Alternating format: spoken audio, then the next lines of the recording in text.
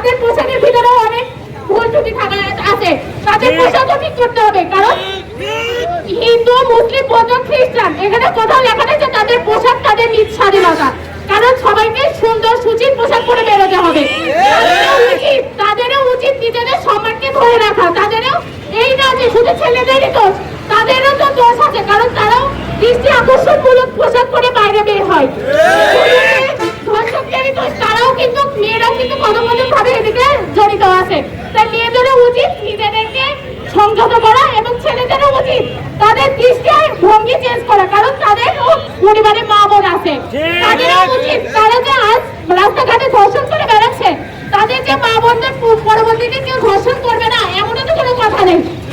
প্রতিটা ছেলেদেরই নিজ নিজ জায়গা থেকে নিজেকে সংযত করা। যেমন এখানে অনেক ছেলে মিছিলে আসছে, তারাও হয়তো কোনো না কোনো মেয়েকে কোনো না কোনো সময় ইফটিজিং করেছে। ইফটিজিংও কিন্তু এক ধরনের ধর্ষণই বলা হয়। তাদেরও উচিত নিজের জায়গা থেকে নিজেদেরকে আগে পরিবর্তন করা। শুধু রাস্তায় নামলেই, শুধু মেয়েদের পাশে দাঁড়ালেই হবে না, তাদেরও নিজের জায়গা থেকে সংযত হতে হবে।